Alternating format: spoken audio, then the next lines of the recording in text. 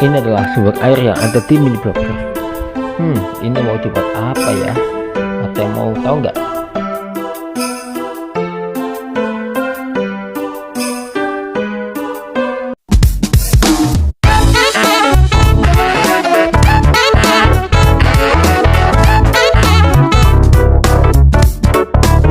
Kita akan menggali mencari sumber air ya.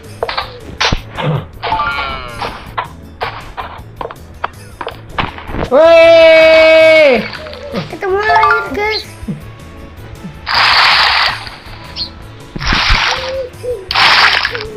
Padahal ini di padang pasir loh guys. sumber air. Sumber air. Ya mudah-mudahan. Mau bilang juga. Ngamuk juga nih macan.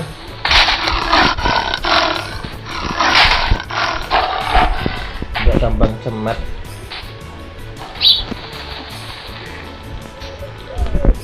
Bisakah kita lihat langit ya? Diam.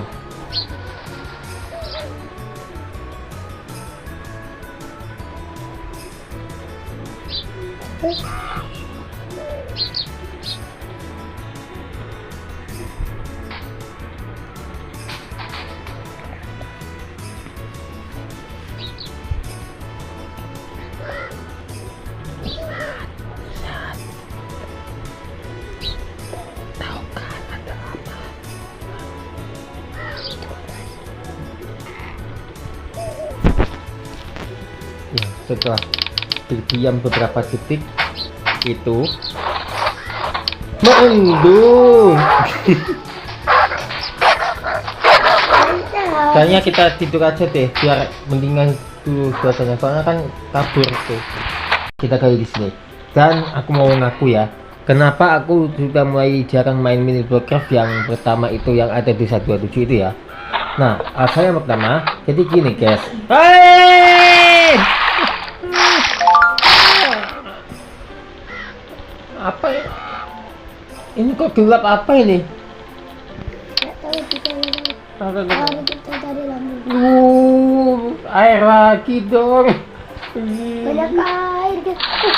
Di sini tadi kayak ada berlian guys. Ini. Oh, ini tanah liat ini. Oh, ternyata tanah liat guys. Kan lagi tanah liat. Kan ini kan yang sempat dikira air ini kan tanah liat toh. Bisa dicet. Gitu loh. Harusnya sih tahu ya. Gue sih udah tahu kalau ini ada airnya. Cuman kita cari di tempat lain. Tadi guys. Apa rusak? Rusak. Kita cari tempat air lagi. Mudah-mudahan. Ini kayaknya tuh udah tidak di padang pasir tuh guys. Iya. Ini kayak salju. Ya salju. Lihat ini lucu ya pola ini. Kamu nggak marah? Enggak banget ya. Kan enggak. Nah, kebetulan. Nih, lihat. Itu kayak filter deh. Kayak kita buat rumah di bawah tanah deh ya.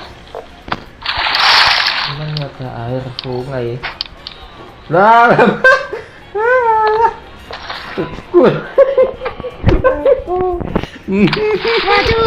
Oke, ini kita kuras. Ini kan airnya mungkin muncul dari nggak tahu ya. Ya pokoknya sumbernya ya. Ini air dari langsung dari sumbernya. Makanya kita tutup bagian sini aja deh, jangan kena airnya. Waduh ini bisa jatuh nih Pak. Nah, ini kan ada blok. Nah, ini kita bongkar. Kita buat rumah bawah tanah di sini ya. Oke. Ini kita tutup bagian ininya aja, atasnya, jangan sampai ke airnya. Nanti kita buat trapdoor. Tapi kalau ada si besar, hewan besar ini misalnya ya, ngejar burung, soalnya itu kalau nyerang ya sampai mati nggak ngaruh. Langsung aja kita mulai. Nah, jadi nggak perlu tuh ngeras ya. Trapdoornya ini buat ambil airnya.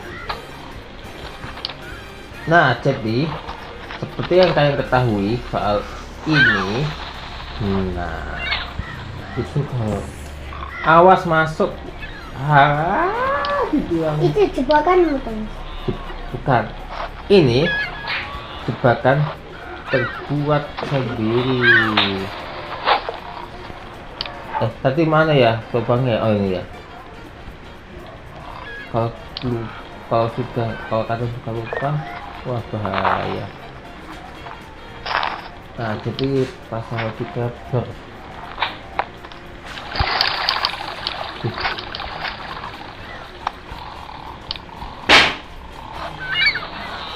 Ya, jadi oke, pasang cover, lalu pasang tangganya, bukan tangga udah dipasang. Satu lagi. Wah, ini kalau ngejar burung keluar, tapi kalau nyerang sama mati kayak gitu ya udah ngaruh juga. Masa aja kita mau aku tembakan ya guys ya.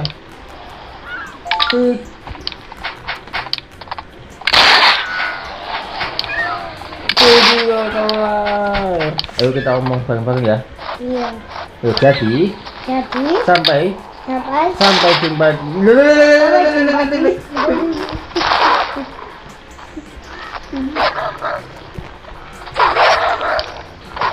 Temat. Sampai jumpa di video selanjutnya. Itu harusnya.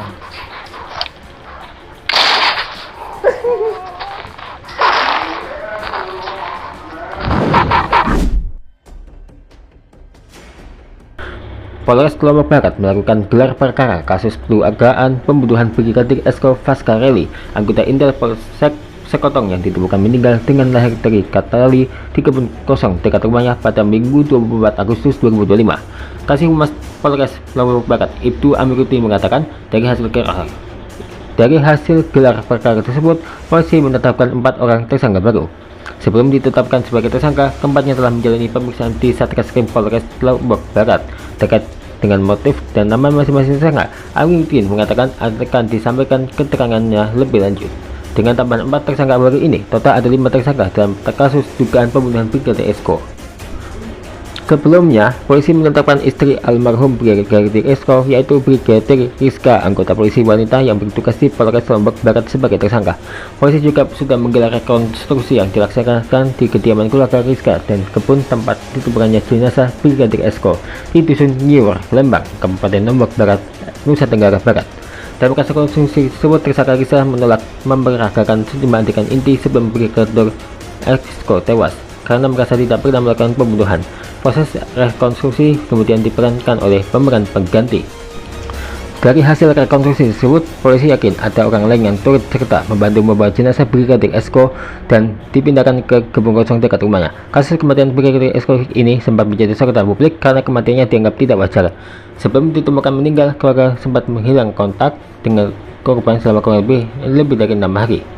Jenazah Brigadir Esko ditemukan dalam kondisi leher terikat tali di sebuah kebun kosong di kaki bukit yang lokasinya dekat dengan rumah Brigadir Esko di Desa Nyiwur, Lembang, Kabupaten Lombok Barat pada 24 Agustus.